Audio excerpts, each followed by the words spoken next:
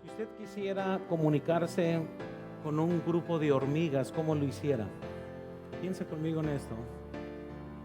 Imagínense que estuviera enfrente de un hormiguero y quisiera simplemente hablar con ellos y comunicarles ciertas verdades y tratar de comunicar tu voluntad con ellos. Eres muy grande y pues ellos son tan pequeños. Tienes un poder que puedes ejercer sobre estas hormigas, los puedes aplastar. Hay muchas cosas que puedes hacer de los cuales ellos no pueden resistir. Posees una sabiduría que ellos no pueden alcanzar. Pero eso es todo. Podrías quizás recostarte a un lado para tratar de comunicarte con ellos y, ¿verdad? Ellos nomás simplemente te van a ver sin saber qué es lo que estás tratando de lograr hacer. Puedes gritarles, puedes quizás pisar adentro del hormiguero y a lo mejor ellos se van a dar cuenta que ahí estás, pero es todo lo que vas a comunicar. Podrías quizás entonces aún hablarles amorosamente, pero la pregunta es si es que ellos te van a entender. Noten por favor pero no importa qué tan alto es tu volumen o persuasivas tus palabras, no podrías comunicarte con ellos porque tú hablas español y ellos hablan hormiga o no sé qué hablen, ¿verdad? En cierta forma eso siempre será tu límite.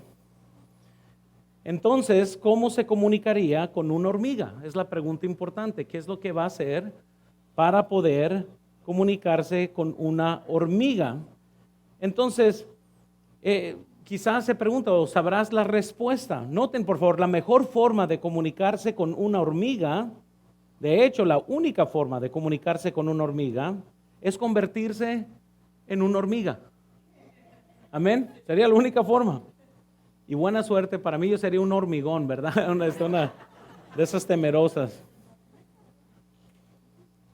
Entonces, vean, ya que tú eres uno de ellos y vives entre ellos y hablas su idioma, podrías decirles cosas que les permitirán llegar a conocer cosas de ti y final llegar a conocerte. La mejor forma, noten, de comunicarse con una hormiga, entonces, es convertirse en una hormiga. Estamos de acuerdo que todas estas ilustraciones, ¿verdad? Aún no comunican perfectamente lo que hizo Jesucristo por el ser humano, pero noten, pero Dios quería comunicarse con el ser humano y se hizo humano. Piensen conmigo en esto, y esto está en sus notas, porque tenemos que comprender que Dios ya se había dado a conocer, y hay varias cosas que Él usó para comunicarse. Él se comunicó por medio de la naturaleza. La Biblia nos dice en Salmos 19, versículo 1 al 4, los cielos cuentan la gloria de Dios y el firmamento anuncia la obra de sus manos. Un día emite palabra a otro día y una noche a otra noche declara sabiduría. No hay lenguaje ni palabras ni es oída su voz. Por toda la tierra salió su voz y hasta el extremo del mundo sus palabras. En ellos puso el tabernáculo para el sol. Y noten en Romanos 1:20, porque las cosas invisibles de él, su eterno poder y su deidad, se hacen claramente visibles desde la creación del mundo, siendo extendidas por medio de las cosas hechas, de modo que no tienen excusa. Hermanos, la Biblia nos dice que Él declaró su poder a este mundo y sería muy similar, o sea, salimos afuera y vemos la creación y nos maravillamos porque tenemos un gran y poderoso Dios, pero aún esta creación no declara su amor, nomás declara su poder y su magnitud.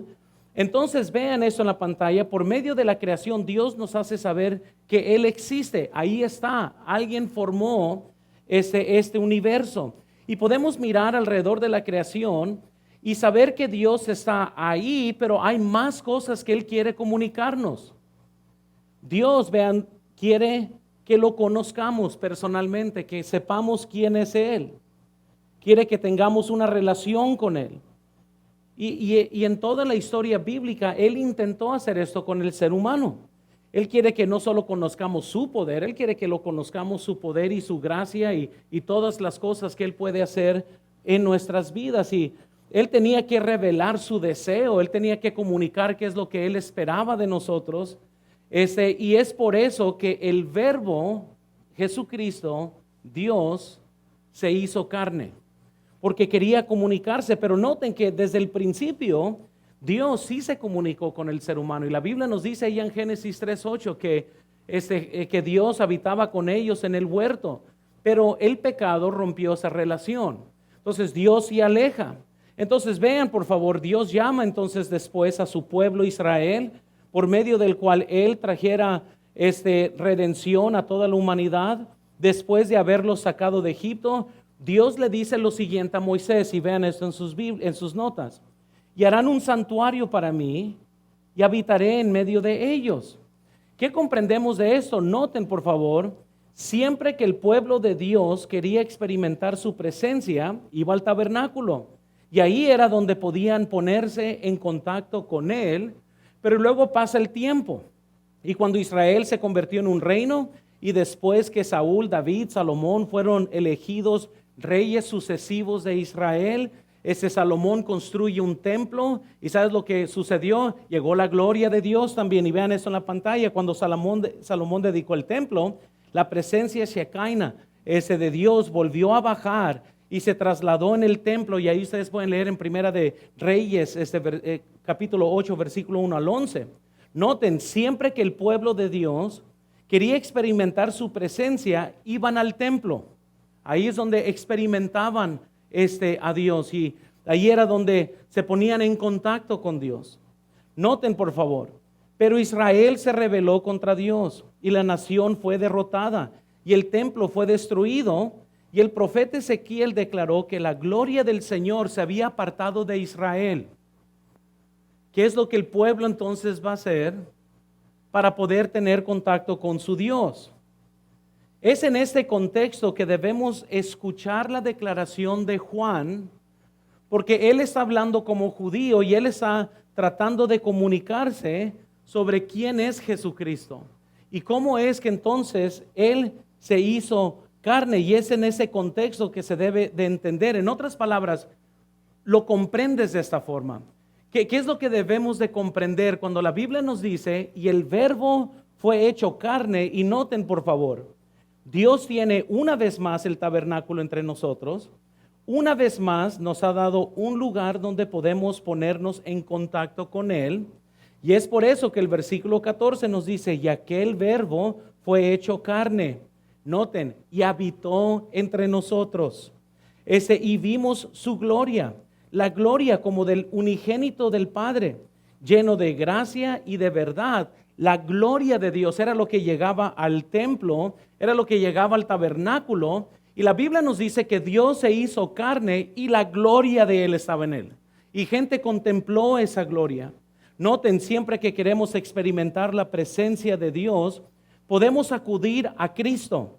Ahí es donde podemos ponernos en contacto entonces con el Padre. Por eso la Biblia nos dice que no podemos ir al Padre si no es por medio de Él.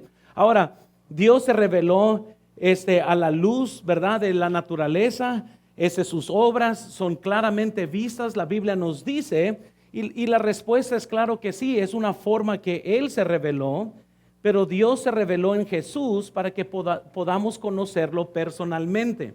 Y déjales digo esto, y quiero que vean esto en la pantalla aquí, no solo de Él, pero sino conocerlo a Él.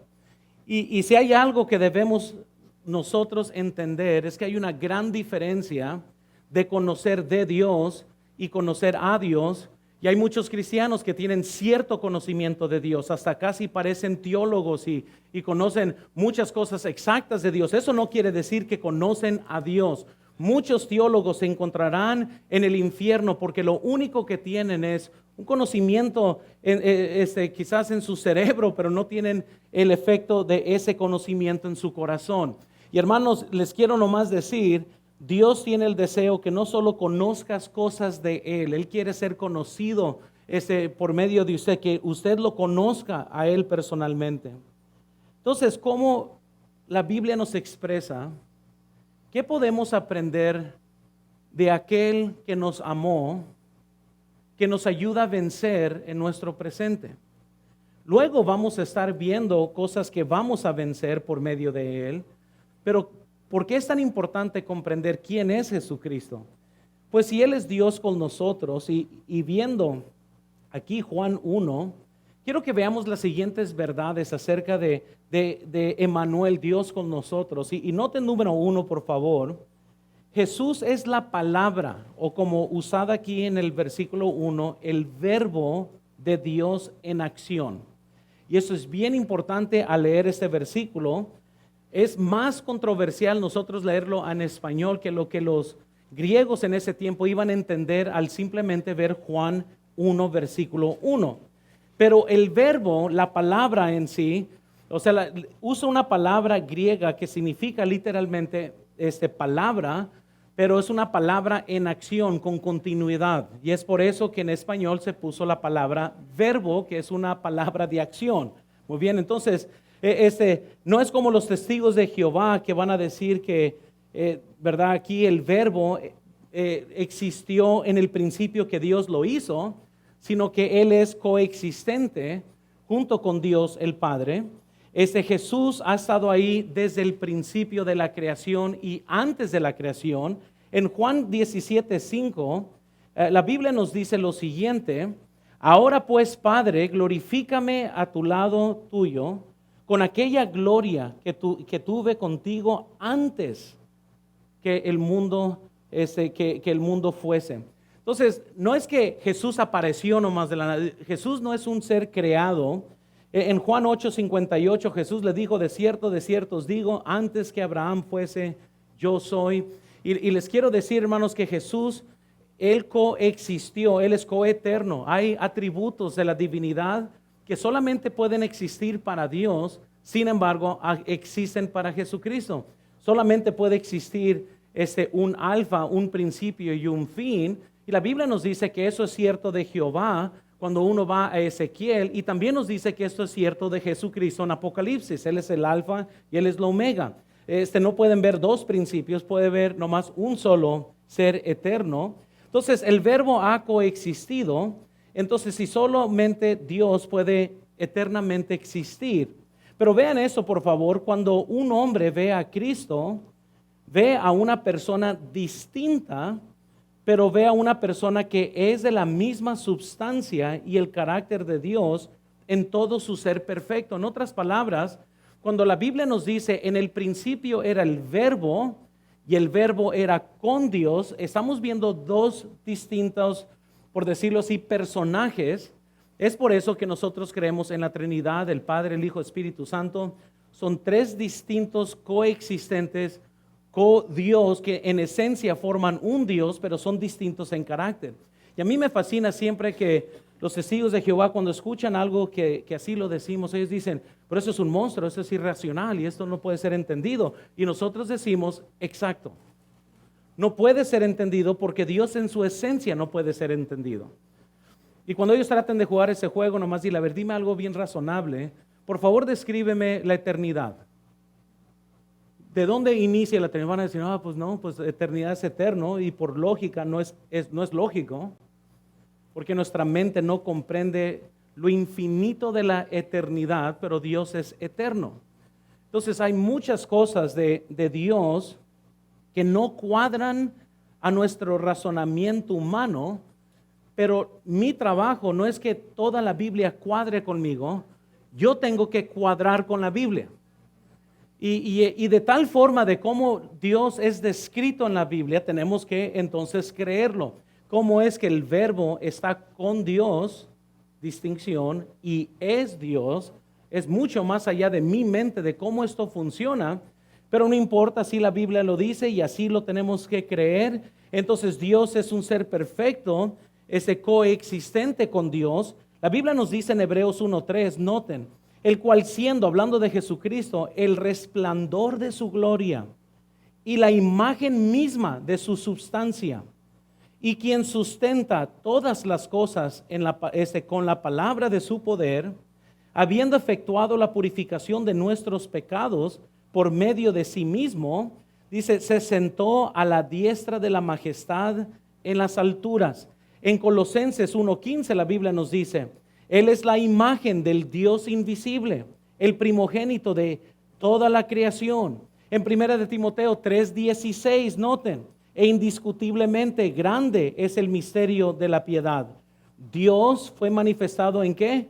Carne. Noten que es Dios que fue manifestado en carne. Entonces vean esto, el testimonio de Juan fue que Jesucristo era el Verbo, aquel que siempre ha convivido con Dios. Jesucristo es el Hijo del Dios viviente, la imagen misma de lo que es Dios.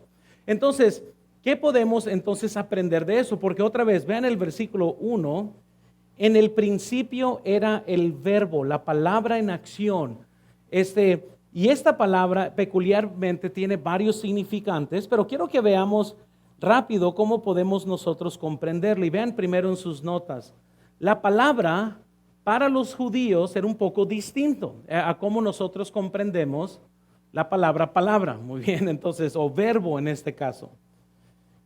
Y vean por favor, los judíos veían una palabra como algo más que un simple sonido. Cuando alguien hablaba, no nomás era un sonido, una palabra era algo activo y existente. Por eso la palabra verbo es lo que está existiendo aquí.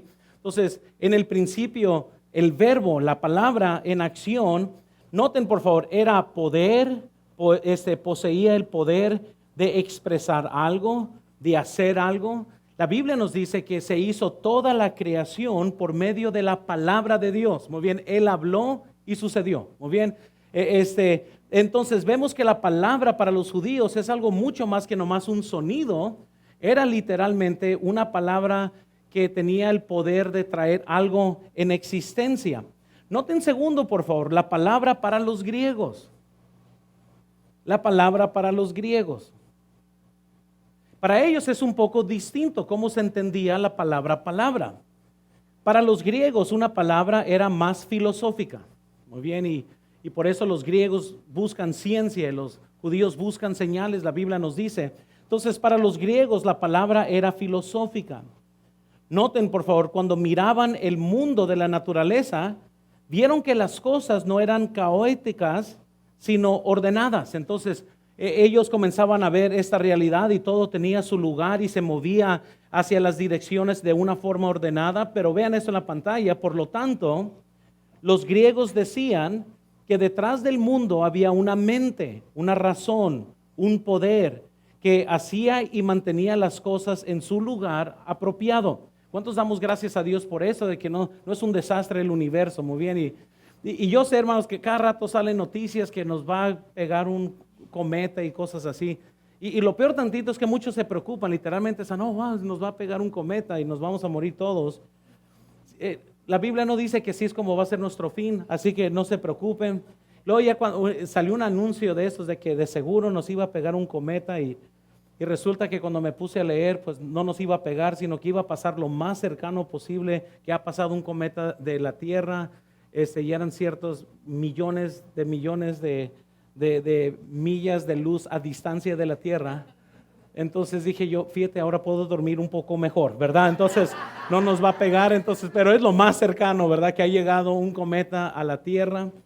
Entonces quiero que veamos, por favor, que todo está en su lugar y se decía, noten que esta mente creativa y sustentadora, esta razón suprema, este poder ilimitado era la palabra. La palabra también fue vista como el poder que capacitaba a los hombres pensar y razonar. Entonces, fue el poder que trajo la luz, ¿verdad? La comprensión a la mente, etcétera. Entonces, más importante es que los judíos veían, mira, cuando la palabra, incluso de Dios, es suficiente para traer a existencia. Los griegos miraban la palabra como la palabra es lo que mantiene orden, lo que nos da razonamiento, lo que nos da entendido. Entonces vean tercero en sus notas, Juan presenta a Jesús con la idea de judío y gentil en mente. Cuando la Biblia nos dice en el principio era el verbo, la Biblia nos está conjuntando muchas cosas aquí. Y noten por favor, Juan vio que una palabra es la expresión de una idea, un pensamiento, una imagen en la mente de una persona, y todo eso está dentro de la palabra verbo. Y vean por favor, vio que una palabra describe lo que hay en la mente de una persona. Y si no lo crees, nota lo que dices cuando estás enojado. Amén. Se expresa lo que está en tu mente por medio de palabras. Muy bien. Vean esto también. Así proclamó que en la vida de Jesucristo, Dios estaba hablando al mundo, hablando y demostrando exactamente lo que quería decirle al mundo. Entonces, quiero que se imaginen así. En el principio está el verbo, la palabra en acción, y fue expresada por medio de Jesucristo. Por eso la Biblia dice que Él es la imagen visible. Por medio de Jesucristo es la expresión de la deidad misma del Padre. Entonces, Juan nos está dando a entender tres cosas y está en sus notas aquí. Noten por favor, Dios ha dado mucho más que solo palabras por medio de las Escrituras. Dios nos ha dado a Jesús la palabra, el verbo encarnado. Muy bien. Y como el verbo, noten, Jesucristo era la imagen, la expresión, el modelo, la imagen misma de lo que Dios deseaba decirle al hombre. Noten siguiente, Jesucristo fue la expresión de Dios, el discurso de Dios, la palabra de Dios para el hombre. Él era más que nomás un buen hombre, y hay personas que han dicho que Jesús era nomás un buen hombre, era alguien como Buda o como o más bien lo tratan también de comparar con Alá, y son dos cosas muy distintas. Dios es Dios y todos los demás dioses son falsos. En una ocasión, alguien que venía a la iglesia describió a Jesucristo como alguien que logró deidad o que iba a lograr deidad un día. Y le dije que ella estaba poseída por un demonio. Y así se lo dije. Amén. Todo quien confiesa cosas así no vienen por parte de Dios. Son espíritus demoníacos que alternan la deidad de Jesucristo. Muchos testigos de Jehová están cegados por el demonio, reduciendo a Jesucristo a un arcángel o a alguien que es muy especial, es Dios el Hijo, pero no, es el Hijo de Dios, pero no Dios el Hijo, y tratan de argumentar, pero están falsamente esclavizados por demonios para creer estas cosas. La Biblia nos dice en 1 de Juan 1:1 y 2, dice, lo que era desde el principio, lo que hemos oído, lo que hemos visto con nuestros ojos, lo que hemos contemplado y palparon nuestras manos tocando al verbo ¿de qué? De vida, porque la vida fue manifestada y la hemos visto y testificamos y os anunciamos la vida eterna, la cual estaba con el Padre y se nos ¿qué? Se nos manifestó. ¿Y quién se manifestó? Jesucristo. Él es el verbo en acción, Él es la comunicación de Dios. Jesús fue la palabra de Dios en acción, Él es el verbo de Dios. Entonces, también vemos que Él comunicó otra cosa. Y noten por favor, Jesús es la mente, la razón y el poder que creó y mantiene todas las cosas en orden. ¿Y cómo vemos eso? Vean esto en el versículo 3, por favor. Versículo 3 dice, todas las cosas fueron hechas y sin Él, ¿qué dice? Nada de lo que ha sido hecho fue. Y es bien curioso, ¿no? Porque si uno nomás va a Génesis 1:1, en el principio Dios creó los cielos y la tierra, ¿verdad? Entonces, y aquí dice la Biblia que todo fue creado por medio de Jesucristo. O Jesús es Dios o hay dos dioses, y ese es un problema para los testigos de Jehová. Entonces no es que Él fue lo primero que Dios creó y por medio de Él creó todo el universo, sino que Él mismo es el creador de este universo. Entonces Jesús, hermanos, es el verbo de Dios. Él es Dios manifestado en carne. Él es la imagen visible de Dios. Pero noten segundo, por favor, también vemos que Jesús es Dios quien se humilló.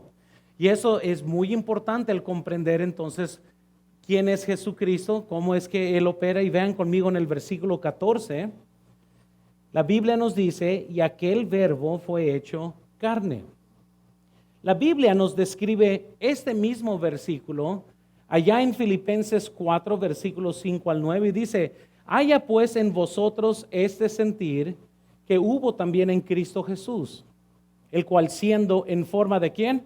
De Dios, no estimó el ser igual a Dios como cosa a que aferrarse, sino que se despojó a sí mismo, tomando forma de siervo, hecho semejante a los hombres, y estando en la condición de hombre, se humilló a sí mismo, haciéndose obediente hasta la muerte, y muerte de cruz, por lo cual Dios también le exaltó hasta lo sumo, y le dio un nombre que es sobre todo nombre. Ahora, quiero que entonces comprendamos aquí que ahora este verbo, cuando Él se hizo carne, se humilló. Es como otra vez si llegamos a la historia donde usted quiere comunicarse con una hormiga inferior a usted. Y déjales digo nomás eso por si acaso hay panteístas en medio de nosotros, ¿verdad? Y todo lo demás, los seres humanos son superiores a los animales. ¿Cómo me da tristeza cuando personas se quejan y lloran cuando atropellan un carro y no les importa que están abortando bebés y están matando a gente y los narcos se están matando y a nadie les molesta eso? Pero tocas un animal y se hace una revolución. Es en el mundo que vivimos hoy que han exaltado la vida del animal superior a la vida del ser humano. Amén. Eso fue gratis. Amén. Ahí me pueden mandar notas de odio, lo que sea, pero ¿verdad? Eso es la verdad. Entonces, aquí podemos ver entonces que Él se humilló a sí mismo, tomó forma de hombre. Entonces, Jesús es quien se humilló. Y vean primero eso en sus notas. Su humillación fue milagrosa. Por concepción de una virgen. Acabamos de pasar la temporada de Navidad y la Biblia nos dice en Mateo 1, 22 al 23, todo esto aconteció para que se cumpliese lo dicho por el Señor por medio del profeta, cuando dijo, he aquí una virgen concebirá y dará a luz un hijo y llamará su nombre Emmanuel, que traducido es que Dios con nosotros. Hermanos, esta humillación inició con un milagro, algo que no podría suceder excepto que Dios lo hizo, que así sucediera.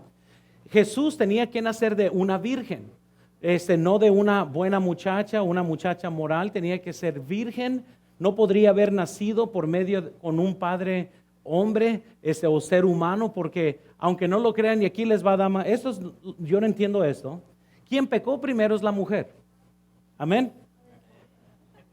Y el vato loco de Adán, ¿verdad? Estaba enamorado y por amor a ella comió, pero él supo lo que estaba haciendo. Eso para que vean, hermanas, el poder que ustedes tienen sobre los hombres. El hombre estaría dispuesto a hacer cualquier tontería, nomás por quedar bien contigo. Y lo curioso es, amén, amén, ya están todos los hombres, sí están, no, amén, amén, ¿verdad? Pero aquí les va, uno pensaría que pues quien la regó primero era Eva, ¿verdad? Y pues no, pero Dios le dice que por medio del hombre es que esta culpabilidad del pecado se transmite a otros seres humanos. Fíjense nomás. Si Adán nunca hubiera pecado, si él nunca hubiera caído en pecado, quizás pues sí cierto, si iba a morir un día Eva, y pues Dios le podría haber hecho otra. Amén. Pero no fue así. Amén. Él dijo, ¿cómo voy a vivir sin ti? Y comió del fruto para morir con ella. Romeo y Julieta. Amén. Ahí. Pero quienes pagamos el precio somos nosotros. Amén. Entonces, ahí nos fuimos. Y quiero que vean lo que dice Romanos 5:12. La Biblia dice, por tanto, como el pecado entró en el mundo por un hombre, no una mujer, un hombre, y por el pecado la muerte, así la muerte pasó a todos los hombres por cuanto todos pecaron. Y hermanos, y qué curioso, ¿no? Como la Biblia dice que ella fue engañada, él no fue engañado, él pecó voluntariamente. Pero entonces, para que Jesús pudiera nacer sin pecado, porque todos somos concebidos en pecado, podría nacer de una mujer, pero no podría nacer de un hombre. No podría nacer de simiente humano de hombre. Entonces, milagrosamente, el ángel o el Espíritu Santo de Dios embaraza a María para que pudiera nacer físicamente y no tener padre humano y de esa forma no ser pecador. Amén. Entonces, esta humillación, cuando el Verbo se hizo carne, fue milagrosa. Noten segundo, su humillación le trajo límites voluntarios. Y eso es bien importante porque hay muchos que luego se meten ahí en la Biblia y cuando Jesús habla como humano, piensan que eso es una evidencia de que Jesús no es Dios. Cuando él mismo decidía limitarse, pero él se humilló voluntariamente. La Biblia nos dice, tomó forma de hombre. Esto no quiere decir que él dejó de ser Dios, él siempre fue Dios. Y verdad, y gente va a preguntar, pero dice la Biblia que nadie puede ver a Dios y vivir. ¿Y cómo es que entonces vieron a Jesucristo? Usted nomás sonríale, y no le digas, qué tonto eres, ¿verdad? O algo así. No digan eso, yo sé que lo vas a pensar. Pero muy similar, así como alguien iba al tabernáculo y podía experimentar la presencia de Dios, pero la presencia de Dios estaba detrás del velo en el templo. La carne humana de Jesucristo era el velo que mantenía la esencia de Dios para que el ser humano no muriera. Y la Biblia dice en Hebreos que eso era su velo. Y cuando él se iba a quitar el velo en el monte de transfiguración, el momento que comenzó a brillar su cara, los apóstoles se tiraron al piso, porque pensaban que iban a morir. Entonces, y les quiero decir esto, es algo increíble, pero sí habían límites que él mismo abrazó voluntariamente en su divinidad. Noten por favor, entonces él nunca dejó de ser Dios. Dios, noten, siguió siendo quien es y se hizo algo que no era. En otras palabras, Dios siguió siendo Dios, pero se hizo un ser humano. Nunca se había hecho un ser humano, pero él se hizo un ser humano. No quiere decir que se hizo pecador. Todos los límites que él podría tener fueron voluntarios al habitar en carne, pero como tenía en mente la redención, él fue fiel a esta humillación, porque les voy a decir esto, yo rehúso creer que esos límites en sí eran límites, él los decidió tener. Él podría en cualquier momento simplemente tronar los dedos y hubiera matado a todos o lo que sea, pero él decidió humillarse a sí mismo. La Biblia nos dice, la carne, noten, de Jesús era nuestro tipo de carne, como la suya y como la mía. ¿Qué quiere decir esto? Que Jesús, noten, se cansó, necesitaba descansar, dormir y comer. No era como él era Dios en carne, ¿verdad? Él nomás las 24 horas, ¿verdad? Caminaba despierto, ¿verdad? Vemos en toda la Biblia, ¿verdad? Lo ve sentado en la cerca de un pozo pidiendo agua. Él estaba cansado, sediento. Él se encontraba profundamente dormido allá en el barco mientras que pasaba la tormenta y todos los discípulos estaban muriéndose de temor. Había tenido un día difícil, muchas actividades. Él dijo a los discípulos, aquí quédense, yo voy a ir allá al monte a descansar y orar. Jesús tenía nuestra frágil humanidad y debido a que era frágil, sintió las tensiones como usted y yo las sentimos. Él sintió aún tentaciones. Él sufrió. Cuando vio la incredulidad de la gente, él lloró. Amén. Debido a que era frágil, es la razón que él pudo ser quebrantado por sus pecados. Porque obviamente nadie puede matar a Dios. Él tuvo que ser frágil para poder morir en la cruz. Si no, nunca hubiera pagado el precio de nuestro pecado. No hubo belleza ni hermosura en él. En su muerte, él totalmente sangró y sufrió incluso. Vemos en el jardín de Getsemaní que él pidió fuerza porque ya casi muere en el jardín de Getsemaní. Cuando él estaba pidiendo que la copa pasara de él no estaba hablando de su muerte en la cruz, él estaba a punto de morir en ese momento. Y lo que muchos ignoran es que en el Evangelio de Juan, aparecieron unos ángeles y dice la Biblia, le fortalecieron. ¿Por qué le fortalecieron? Porque él oró que quisiera que esta copa pase de él y la copa de muerte en ese momento. Por eso le estaba sufriendo y sudando gotas de sangre. Y él dijo, yo soy afligido hasta la muerte. Entonces él sintiéndose débil con toda quizás la ansiedad y todos los nervios que pasan en tu cuerpo cuando estás a punto de morir. No sé ustedes, y no es que suene esto mal, pero he leído testimonios de personas que están a punto de ser ejecutados en la silla eléctrica, por ejemplo, y muchos comienzan a convulsionarse, comienzan a caerse de los nervios que saben que están a punto de morir. Pero aquí, y eso que la mente del ser humano no es capaz ni de saber qué es lo que se va a sentir morir. Quiero que lo piense de esta forma. Nota lo que sentiste para muchos cuando comenzaron a enfermarse de COVID. El temor que sobrevino en tu corazón. El pensar, ¿seré yo el que voy a morir siguiente? Y quiero que se imaginen que tienes este temor sin saber todavía qué es lo que va a pasar. Y muchos se llenan de ansiedad y no pueden ni funcionar en la vida porque saben de ese temor. Ahora, quiero que se imagine que Jesús no solo sabía, porque Él es omnisciente, Él ya sabía lo que estaba a punto de suceder, la crueldad que el ser humano iba a tener sobre Él, los látigos, la crucifixión, todo esto no era que iba a ser a lo mejor, esto lo estaba ya viendo en su mente como Dios omnisciente, y por la misma angustia comienza a sudar entonces gotas de sangre. El nivel de ansiedad, el nivel de lo que todo lo que estaba pasando porque estaba a punto de ir a la cruz y ser traicionado, él comienza a suplicar por ayuda. Los ángeles aparecen, le fortalecen, le dan la fuerza para poder continuar, pero todo eso es porque Dios se humilló a sí mismo en carne. Si Él no estuviera determinado a morir por nosotros, pues Él simplemente hubiera dicho, hasta aquí ustedes llegaron y mueren todos, pero Él decidió esto. Entonces, no hubo belleza en eso. Vean eso en la pantalla. Cuando Jesús se hizo carne por nosotros, Él se hizo chico como nosotros. Igual como si yo me hiciera una hormiga, eso me hiciera muy chico. Amén. Pero Él se hizo chico como nosotros. Quizás la sencillez es la clave de la grandeza aquí, porque muchas veces tenemos diferentes conceptos de lo que es grandeza. La prueba de un gran hombre no es lo cómodo que se siente cuando está con compañeros de la mismo poder o autoridad, sino que cómo se sienta él con gente que él ve inferior a ellos. ¿Nunca han visto a seres humanos cómo se comportan? Muchas veces son muy grandes y no pueden hablar con nadie porque son muy grandes. Pues eso no muestra su grandeza, eso nomás muestra muchas veces el orgullo de ellos, pero no su grandeza.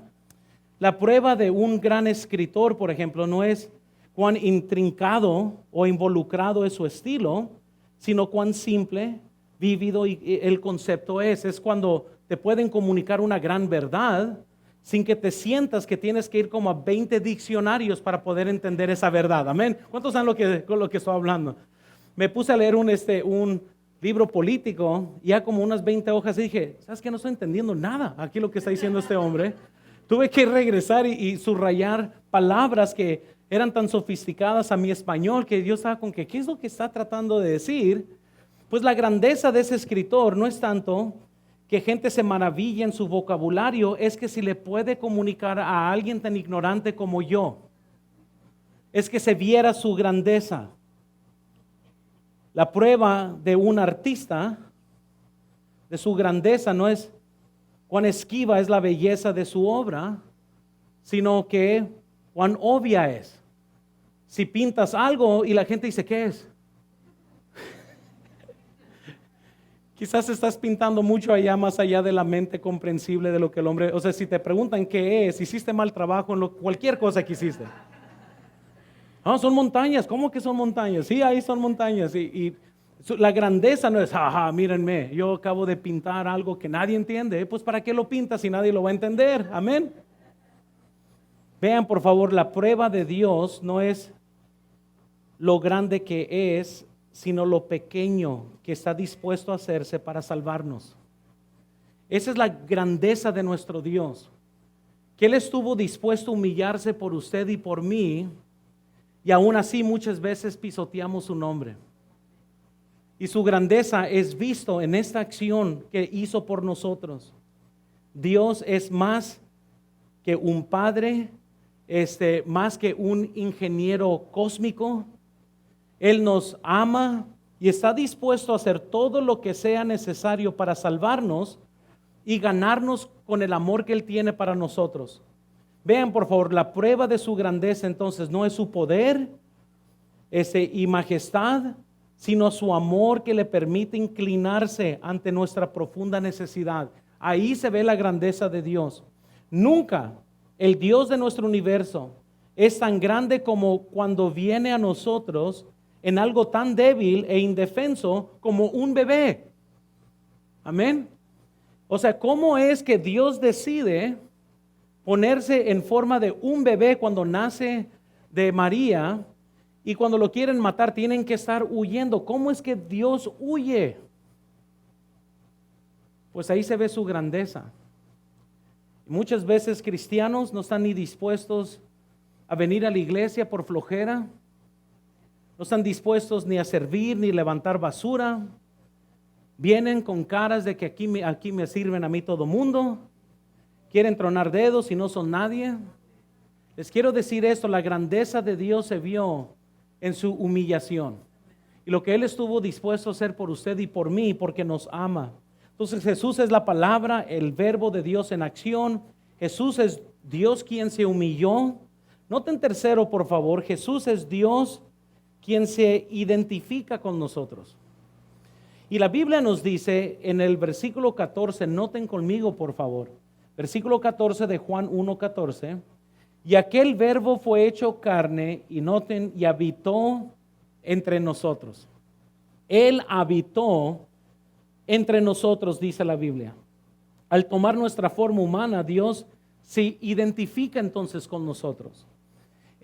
Noten por favor, contempló nuestro mundo a través de ojos humanos. Nomás piensen conmigo en eso, a través de ojos humanos pudo comprender el mundo. Noten siguiente, una cosa es mirar nuestro mundo desde arriba y desde afuera. Otra cosa es mirarlo desde adentro. Y eso es lo que Jesús hizo. Dios vio el mundo desde adentro. Jesús nació en Belén, creció en Nazaret, trabajó en Capernaum junto al mar de Galilea y fue crucificado en Jerusalén. Todo eso Dios lo hizo. Pertenecía a una familia muy humilde, y creció con una normalidad. ¿Habrá jugado Jesús con los niños ahí de Nazaret en las calles? No sé.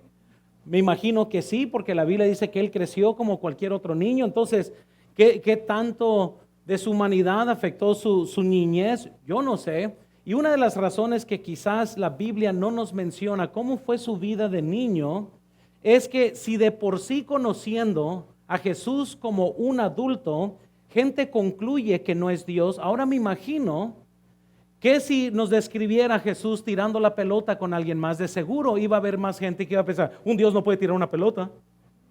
O sea, puede crear el mundo, pero no puede tirar una pelota. Y quizás es por eso que mucho de la ausencia de la niñez de Dios, de Jesucristo, no la sabemos, porque muchos se incomodarían qué tan humano era. Es que muchos, como la Biblia no nos describe, piensan que nació y, ¿verdad? Ven Mateo 1 y luego van a Mateo 3 y se les olvida que pasó un tiempo y piensan que nomás nació y una semana después ya tiene 30 años. Y no sucedió así. Muy bien, entonces, porque así se lo imaginan, porque así la Biblia se brinca ese espacio y nunca se imaginan. Siempre me he hecho la pregunta, ¿verdad? Si Dios escribiera con un lápiz y Jesucristo de niños, necesitaría usar borrador. Amén. Yo sé que eso es profundo. Y aquí muchos van a decir no, y a otros pues sí. Y pues no vengan conmigo, yo no sé. Amén. Yo no sé qué tanto, ¿verdad? Qué tanto es Dios en su perfección y en su humanidad y cómo estas cosas. Habían veces, hermanos, en la Biblia que él mismo se limitaba y hablaba como hombre. Cuando le preguntaban cuándo iba a ser la segunda venida, él dijo, no, nadie sabe ni el Padre, más que el Padre. Él sí sabe, pero él decidió actuar y simplemente hablar como humano, y en ese momento dice, no, pues fíjate que yo ni sé. Pero cuando llegaron los romanos a agarrarlo, tú eres Jesús, yo soy, ¡pum!, cayeron todos al piso. Ahí habló como Dios. Entonces, y qué curioso, ¿no? Como ser humano muere Lázaro y le dice a los hombres, mueve la piedra. Y si se pone a pensar, pues Dios podría haber movido la piedra. Si Él puede resucitar a los muertos, puede mover una piedra. Amén. ¿Estamos de acuerdo con eso? Muévete piedra, y se hubiera movido, hubiera volado. Así, ¿verdad? Pero Él ve la gran piedra y dice, muevan ustedes la piedra. Y qué curioso, ¿no? Cuando se pone a pensar uno de esto, y la gente todavía lo está viendo con curiosidad, Lázaro, sal fuera, y sale. Habrá alguien ahí parado diciendo, oye, pues si tú lo podías resucitar, ¿por qué no mueves la piedra? ¿Verdad? ¿Por qué? Porque Dios muchas veces decidió actuar en la naturaleza de su humanidad y otras veces actuaba en la naturaleza de su divinidad. La Biblia nos dice que Él sabía lo que el hombre aún pensaba. Ese Simón el fariseo pensó en su corazón si supiera qué tipo de mujer es la que le toca. Y él supo eso, y por eso le dijo, a ver, Simón, déjate cuento una historia. Habían dos personas que debían dinero. Y comenzó, ¿por qué? Porque él conocía. Y hermanos, y yo nomás les digo, él jugó, él quizás tuvo una vida de infancia normal, sin pecar, y es ahí donde sí lo va a diferenciar a sus otros hermanos y los otros hijos que tuvo María. Y qué curioso que no creían en él. Y yo pienso que a lo mejor hasta les caía mal, porque sí era perfecto en ese aspecto. Entonces, cuando perdían control los hermanos, ¿verdad? Y María les decía, ¿por qué no te comportas como Jesús? Ah, pues porque Jesús es Dios, ¿verdad? ¿Y cómo le hago? ¿Verdad? Entonces, yo sí tengo emociones que debo de controlar y no controlo. Y él no, y él sí es perfecto en todo su ser. Entonces, imagínense, pero yo siempre me pregunto, qué curioso, si Jesús mismo no vio a sus hermanos creer en Él hasta mucho después, ¿qué esperanza muchas veces tenemos usted y yo, que somos bien imperfectos, a ganar a nuestra familia para Cristo? Amén. Ese es un gran reto que tenemos todos en cuanto a esto, pero vean esto en la pantalla, ¿verdad? Fue a la escuela y fue fiel a los cultos en la sinagoga. Lo que sí sabemos es que él discutió con los doctores de la ley un buen tiempo en la sinagoga y todos estaban maravillados de su conocimiento. Asistió a bodas, funerales. Vemos que estaba en una fiesta de una boda cuando convierte el agua en jugo de uva, vino, antes que salgan y quieren usar eso como una excusa para emborracharse. Trabajó con su padre en la carpintería, él era carpintero, amén. Él hubiera hecho cualquier mueble porque él trabajó con su padre. Muchas habilidades él obtuvo y herramientas que él decidió aprender junto a su padre antes que José muriera. Pero noten, por favor, vean eso en la pantalla, vivía con la gente en sus esperanzas y sueños, en su dolor y desesperación. Él pudo ver todo esto. Nunca negó ni buscó escapar de la tragedia de la vida.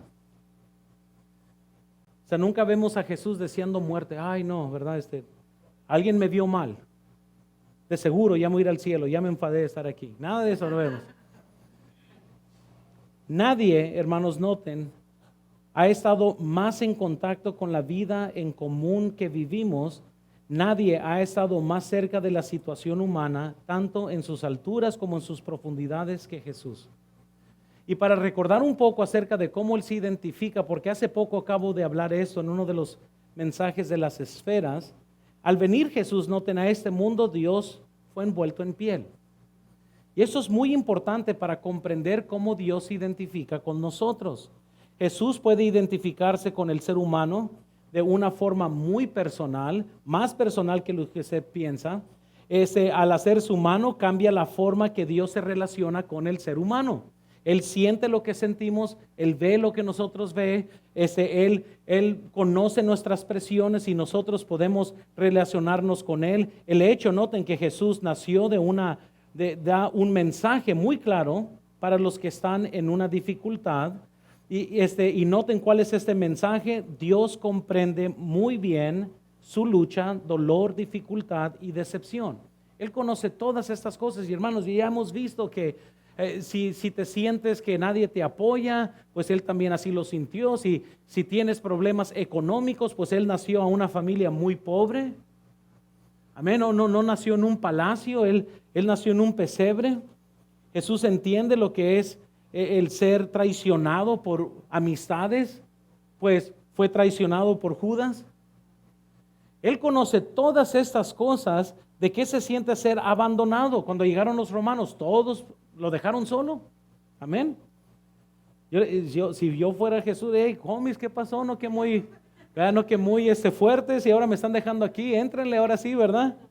Había uno que sí quiso, Pedro, luego le llama la atención, pero quizás usted esté pasando por injusticia y piensas, no, Dios no me entiende. Pues recuerden que Él fue quien murió injustamente. Él nunca hizo nada y Él colgó en una cruz por nosotros, por amor a nosotros. Entonces recuerden que vean eso en la pantalla, recuerden que aquel que navega en la vida con usted entiende lo que usted siente en este momento. Él sabe perfectamente bien lo que usted siente porque Él sintió todo como usted y yo lo sentimos. Y qué tragedia sucede cuando pensamos que Dios está tan desconectado que no entiende nuestras lágrimas y reproches, inseguridades. Él lo entiende todo, pero Él quiere que sigamos por fe. Amén. Que sigamos fiel por fe. Ahora, vemos que Jesús es la palabra, el verbo de Dios en acción. Jesús es Dios quien se humilló. Jesús es Dios quien se identifica con nosotros. Él habitó entre nosotros. Noten cuarto para terminar. Jesús es Dios quien nos demuestra. Y dice la Biblia que Él nos demuestra al Padre. Noten el versículo 18, por favor, conmigo. A Dios nadie le vio jamás. El unigénito Hijo que está en el seno del Padre, Él le ha dado, ¿qué dice? A conocer. Regresen al versículo 14, por favor. Y aquel verbo fue hecho carne y habitó entre nosotros y vimos su gloria. Gloria como del unigénito del Padre, lleno de gracia y de verdad. Entonces, según este versículo, Jesús vino a dar a conocer el Padre. Y quiero que piensen conmigo en esto. Y les dije desde el principio que Jesús es el verbo que se hizo carne porque es la manifestación de lo que Dios quería comunicarnos. ¿Cómo le hago para comunicarme con el ser humano? Me voy a humillar y me voy a hacer ser humano y habitar entre ellos. Entonces la palabra dar a conocer significa desplegar. Todo lo que hizo el Señor fue simplemente un esfuerzo por revelar más de quién es el Padre y qué es el mensaje del Padre para nosotros hoy. Y de tal manera amó Dios al mundo que ha dado a su Hijo unigénito para que todo aquel que en Él cree no se pierda, mas tenga vida eterna. Hermanos, noten, los hombres necesitaban ver a Dios no solo como un legislador, sino también como uno que ama.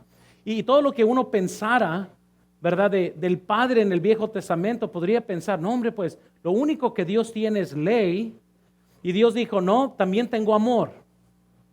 Y déjaselos comunico de la mejor forma posible. Y todo lo que hizo el Señor fue simplemente este esfuerzo. Entonces, noten, no solo como juez, sino como justificador. No como un ser severo, ¿verdad?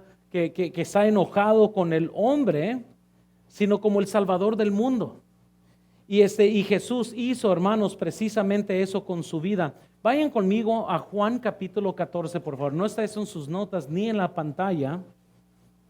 Perdón que los haga usar sus Biblias en el domingo en la iglesia, pero para eso estamos aquí. Amén. Noten Juan 14.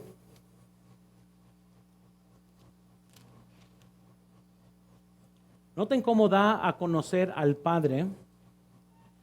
Y dice la Biblia en Juan 14, versículos 7 al 9, dice, si me conocieseis también a mí, si me conocieseis también a mi Padre, conoceríais y desde ahora le conocéis y le habéis visto. Felipe le dijo, Señor, muéstranos el Padre. Felipe fuera como muchos de los hermanos de la iglesia que se dan anuncios y todavía me preguntan lo obvio afuera.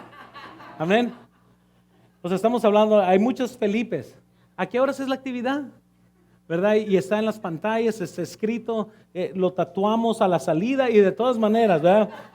Y aquí Felipe era un buen asistente, ¿verdad? Ahí de una iglesia bautista fundamental. Y Felipe le dijo, Señor, muéstranos el Padre y nos basta. Y Jesús le dijo, noten el reproche aquí, ¿tanto tiempo hace que estoy con vosotros y no me has conocido, Felipe? Le cayó la piedra, ¿verdad? No, te dice, el que me ha visto a mí, ha visto al Padre.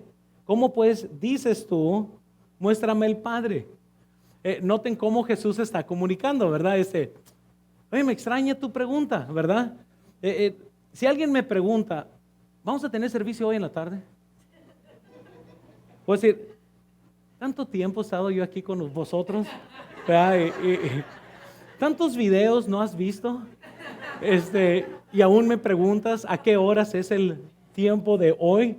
¿Verdad? El servicio de hoy en la tarde. Pero noten, Colosenses 1:15, la Biblia dice, Él es la imagen del Dios invisible, el primogénito de la creación. Y hermanos, todos nosotros tenemos que comprender que hay algo que Dios nos quiere mostrar, hay algo que Dios quiere hacer con nosotros, y es algo que Dios comunica. Jesucristo nos comunica y nos quiere demostrar. Él nos demostró el Padre, la Biblia nos dice en el versículo 18. Entonces, noten qué es lo que nos comunica, nos demuestra Jesucristo a nosotros. Primero vemos que Él nos demuestra la luz. Y estamos hablando de lo que es la luz verdadera. Y regresen conmigo a Juan capítulo 1, por favor.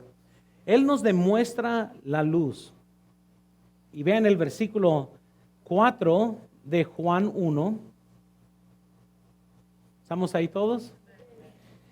Dice la Biblia, en Él estaba la vida, y la vida era la luz de los hombres. Versículo 5. La luz en las tinieblas resplandece, y las tinieblas no prevalecieron contra ella. Hubo un hombre enviado de Dios, el cual se llamaba Juan.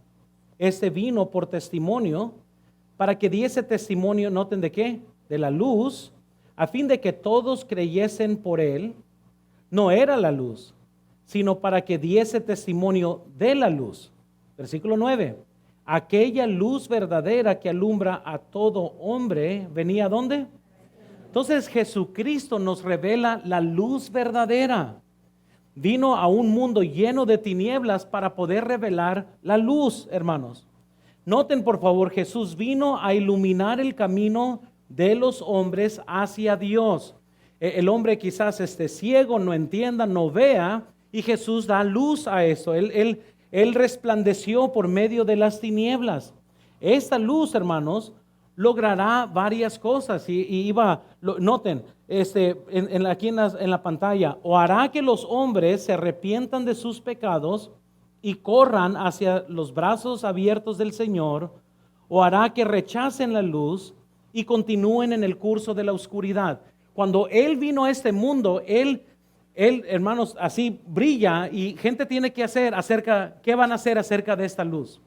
O van a ser salvos o van a continuar, hermanos, en la oscuridad. Y la Biblia nos dice en Juan 3:19, se me hace que no está en sus notas, pero vayan a Juan 3:19.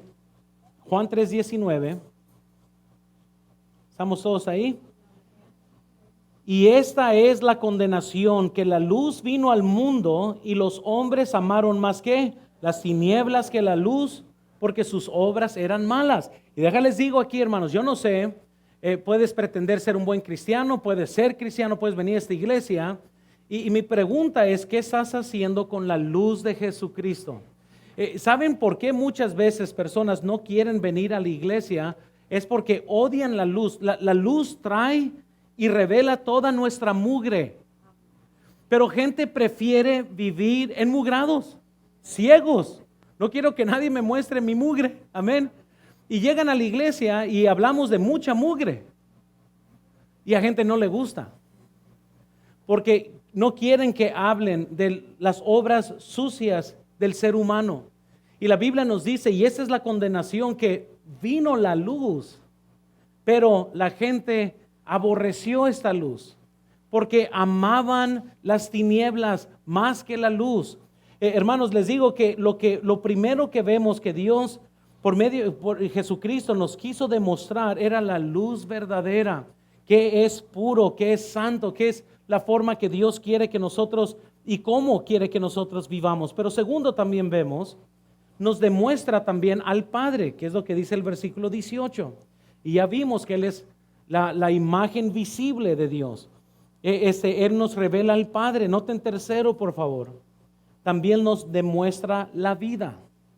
Él nos muestra qué es la vida eterna. Y hermanos, la vida eterna no es venir a la iglesia, no es tener una experiencia religiosa. Muchas veces, hermanos, pueden tener su fe basada en algo que pasó. Y pudo haber pasado algo muy raro, y hay personas que tienen historias increíbles de cómo llegaron a los pies de Cristo o algo así, pero aún una experiencia milagrosa no es igual a ser salvos. Habían 10 hombres leprosos que fueron sanos de su lepra por medio de Jesucristo. Uno regresó y dio gracias, y él fue quien recibió la salvación. Los otros 9 fueron sanos, pero no fueron salvos. Y hermanos, si pueden venir a la iglesia y pueden conocer de la Biblia y aún puedes pertenecer a una familia cristiana, y qué bueno, pero eso no quiere decir que tú eres un hijo de Dios. Entonces la Biblia nos dice en el versículo 10, noten, de Juan 1, versículo 10, en el mundo estaba y el mundo por él fue hecho, pero el mundo no le conoció. A lo suyo vino y a los suyos no le recibieron, mas a todos los que le recibieron, a los que creen en su nombre, les dio potestad de ser hechos ¿qué? Vino a su pueblo Israel y su pueblo lo rechazó. Otra vez vemos un lado de Dios aquí, que Él vino con la intención de alcanzar a los suyos. ¿Por qué? Porque Él, para que todos los suyos que iban a terminar en el infierno, dijeran, pues no nos quisiste. Sí, Él vino a lo suyo, pero lo suyo no le recibió. Pero las buenas noticias es que la salvación no nomás estaba ligado al pueblo de Israel o a los suyos, sino que dice la Biblia, más a todos los que le recibieron, a los que creen en su nombre, les dio potestad de ser hechos hijos de Dios. Él vino a lo suyo le dio la espalda, Él dijo, pues ¿quién quiere? Y los que quieran, aquí los voy a salvar, y les dio la salvación. Entonces, Jesucristo nos demuestra en realidad lo que es la salvación, lo que es la vida eterna. Noten cuarto, por favor.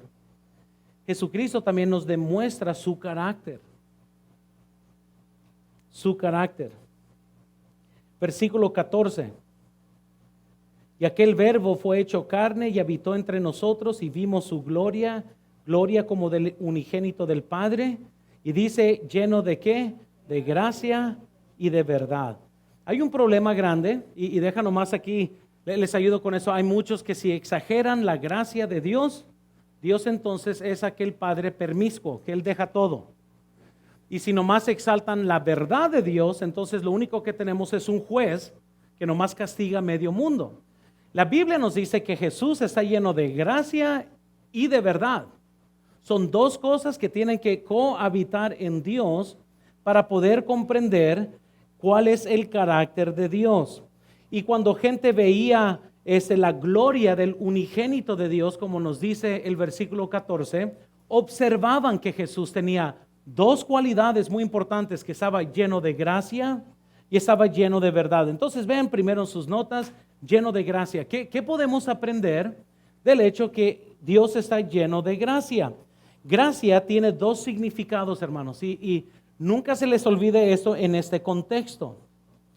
Es lo que es completamente inmerecido. La gracia, cuando decimos que somos salvos por gracia, es que no merecemos, no lo ganamos, no hacemos nada. Dios lo hizo todo en la cruz, o es gratis o no lo tienes. O sea, no creemos nosotros que de una forma u otra tenemos que ganarnos la salvación o venir a la iglesia porque ojalá que yo no vaya al infierno. Ninguno de estos medios pueden expresar la gracia de Dios, porque la gracia de Dios es completamente inmerecido. No hay nada que puedes hacer para ganarte la salvación, o la recibes como regalo o no la puedes recibir. Entonces la gracia también, quiero que vean en la pantalla, implica belleza, gentileza, encanto, hermosura.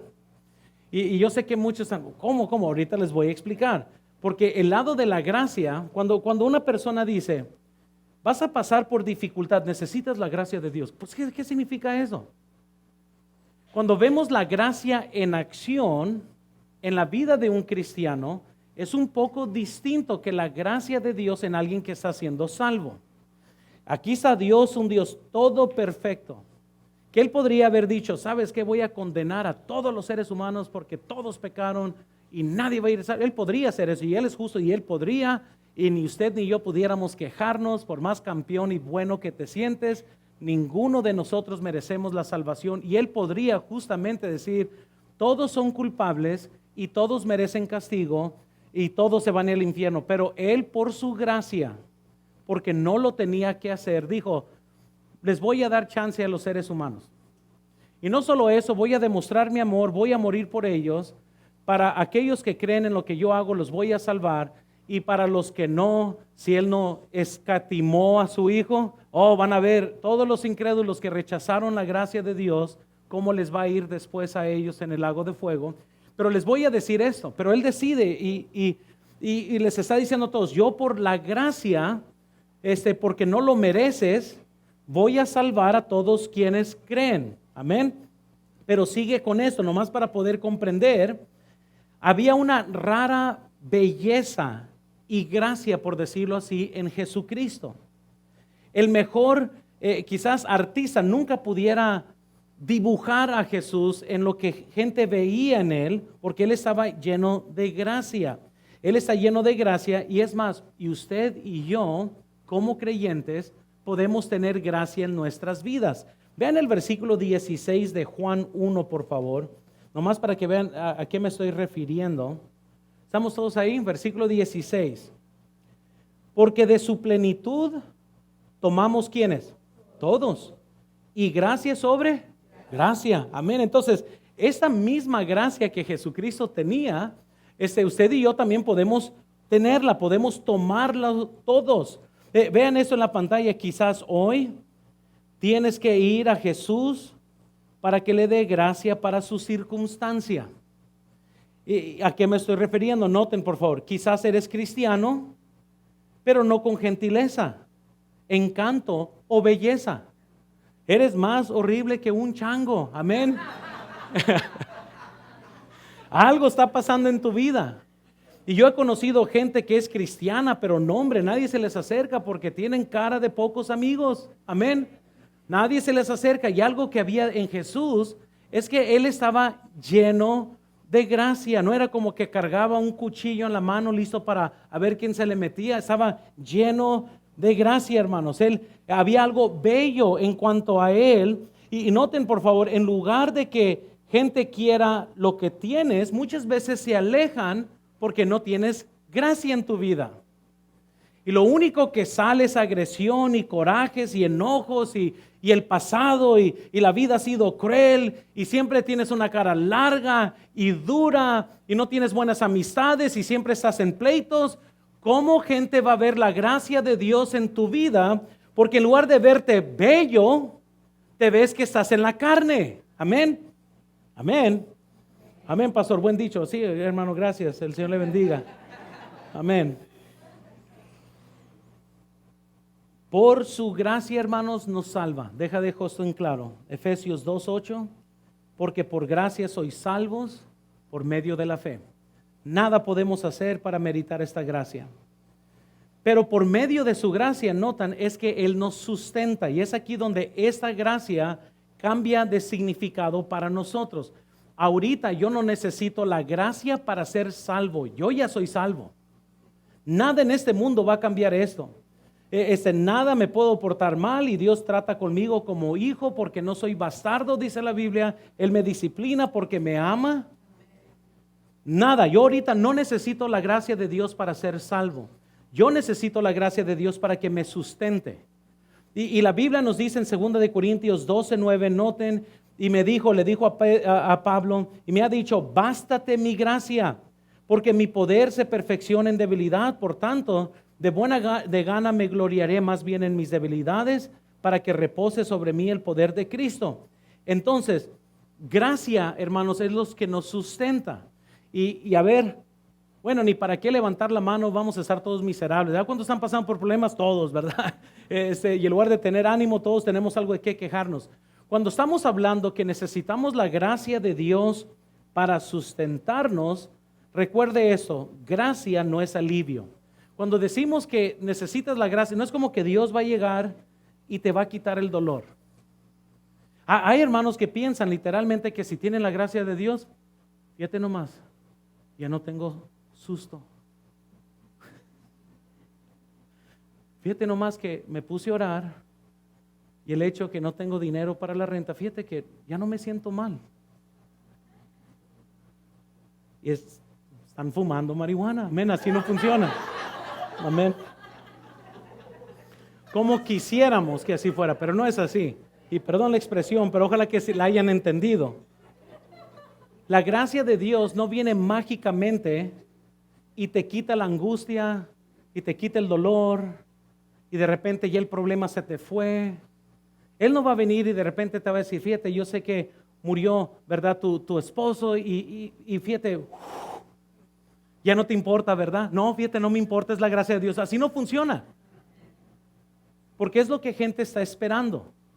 Si tuvieron tragedia en su familia, si fallece un ser amado, un esposo, una esposa, un hijo, cuando viene la gracia de Dios en tu vida, no malentiendan, no es que va a salir la congoja y el dolor, claro que no. Y por eso es bien desesperante cuando cristianos pretenden que esa es la gracia de Dios y van con gente y que todavía te duele, todavía te duele, entonces es obvio que no tienes la gracia de Dios. ¿Qué se cayó aquí atrás? Y eso fue la gracia de Dios, amén. Y les digo esto, hermanos, que la gracia de Dios no viene y te quita la angustia y gente la riega porque van con cristianos que están sufriendo y esto quiere decir que no has estado con Dios. Ese dolor quiere decir que no has estado con Dios. Porque si estuvieras con Dios no estuvieras así y dan ganas de pegarles, o cachetearlos porque no entienden lo que es la gracia de Dios. Nunca malentiendan, la gracia no es alivio.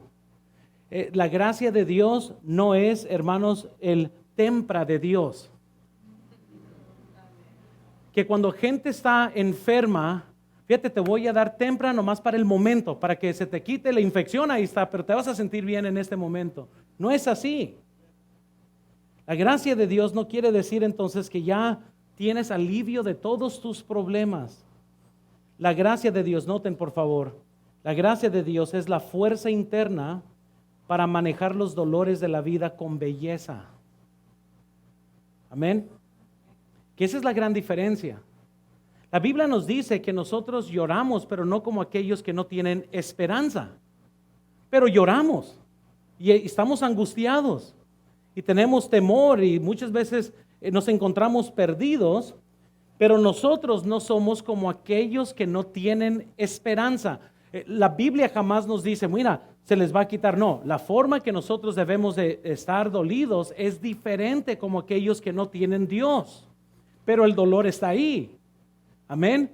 No es como que Dios nos ha hecho como robots, ¿verdad? Como que, hey, ¿sabes qué? Nada me duele, pégame, verás, pégame, nada, no me duele. Un balazo en la pierna, mira, no me duele. No es así, hermanos, nos duele, nos duele. Y aquellos, y vamos a experimentar dolores y temores, y necesitamos la gracia de Dios, no para que ya no sintamos temor, sino que para, a pesar del temor, nosotros podamos vivir en esta vida.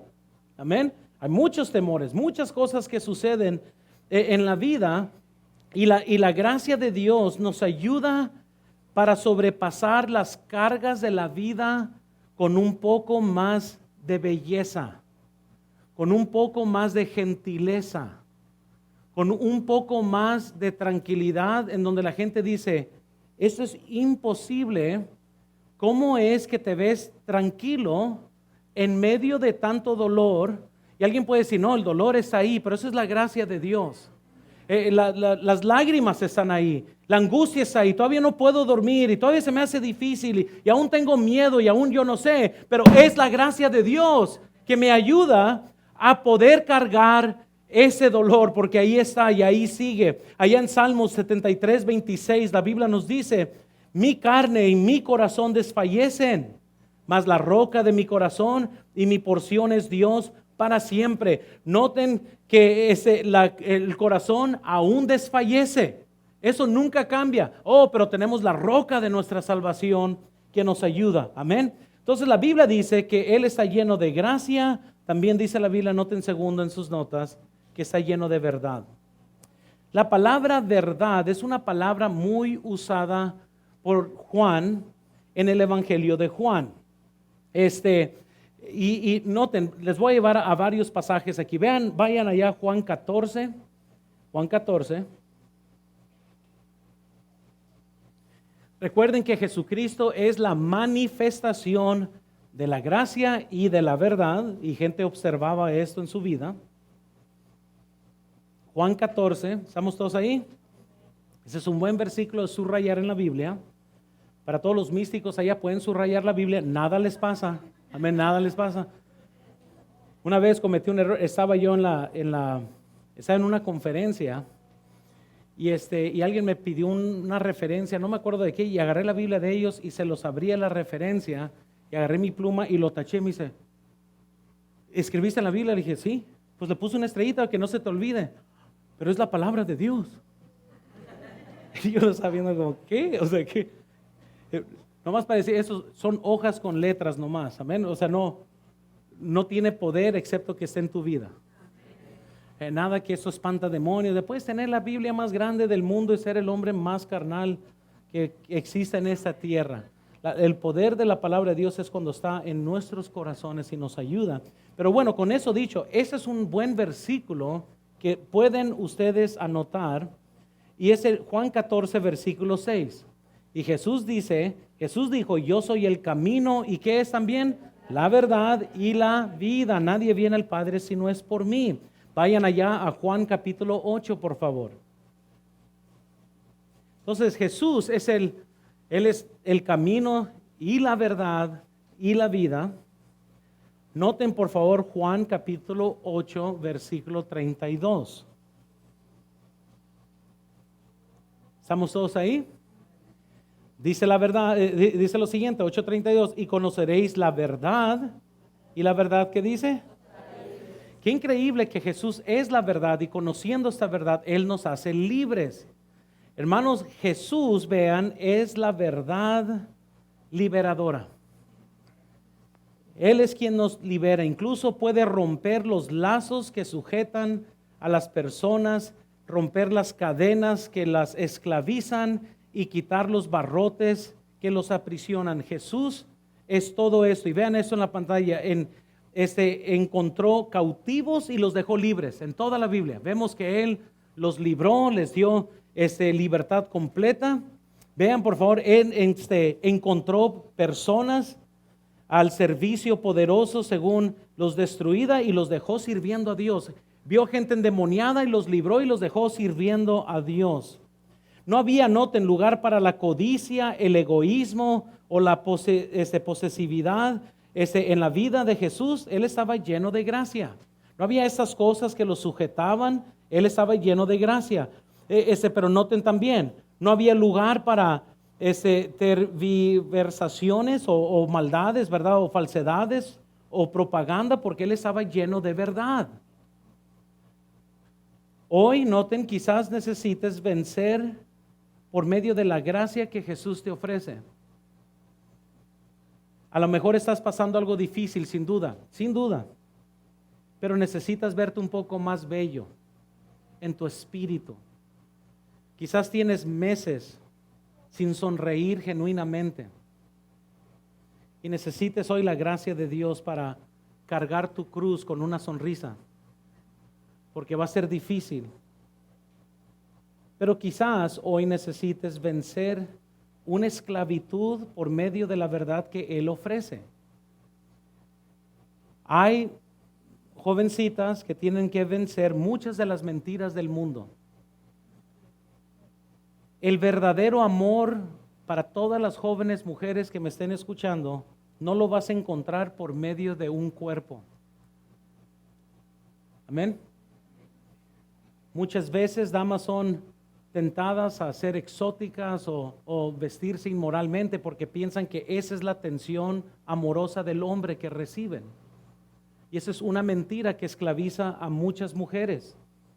Y quizás hoy tienen que ser libres varias, que ese no es el verdadero amor que gente recibe. Reciben la atención que un día ese hombre le dará a otra mujer que sea vestida como usted. Eso no es amor verdadero. Esa no es la forma que funciona. Quizás hay varones que me están escuchando, jóvenes, que creen la mentira esclavizante que necesitan dinero para ser felices o tener satisfacción en la vida. Y muchos hombres piensan, voy a conquistar el mundo teniendo una carrera y teniendo un negocio y teniendo una empresa.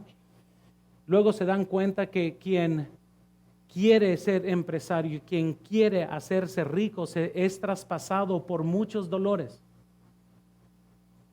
Y la Biblia nos dice que gran ganancia es el contentamiento con la piedad. Y hay muchas mentiras que gente puede creer en las cuales se sienten esclavizados y pueden estar aquí y ser esclavos. Y necesitan la verdad de Dios para poder ser libres de cualquier ideología, de cualquier pensamiento que los esté llevando esclavos. Hay verdades que nos libran y cada uno de nosotros va a navegar por distintas cosas y uno lee las noticias y si no cree más en el imparcial que lo que dicen las Escrituras. Amén. Yo les he dicho, amén, y mientras que uno tiene cuidado, yo reconozco hoy que el poder de mi vida no se encuentra en un cubrebocas esta mañana. Mi fe no está en ningún antibiótico, nada resuelto. Tengo que poner mi fe en Dios y en fin, ¿por qué? Porque quién sabe qué va a pasar este mundo. ¿Quieres mortificarte y morirte de temor? Sigue viendo las noticias, no hay esperanza, te vas a morir, amén. Y gente está toda nerviosa porque se esclaviza. No estoy diciendo vaya y busque la muerte, pero tampoco vamos a vivir con la fobia de la vida. Si me queda un mes para vivir, pues quiero vivirlo tranquilo, amén. Y yo entiendo que a lo mejor, ¿verdad? Cada quien va a tener distintos temores en esos, pero necesitamos la verdad de Dios. Y gracias a Dios que así como me puedo enfermar y quizás algo me suceda, también Dios me puede sanar. Y así como Dios me puede sanar de algo trágico, de COVID o lo que sea, y me puedo morir de un accidente. Amén. Y de las formas más locas, muchas veces gente muere. Un hermano, buen amigo mío, murió al caerse de una moto. El día después que casó a su hija. Él y su otra hija estaban en una moto jugando, pasando tiempo de padre a hija.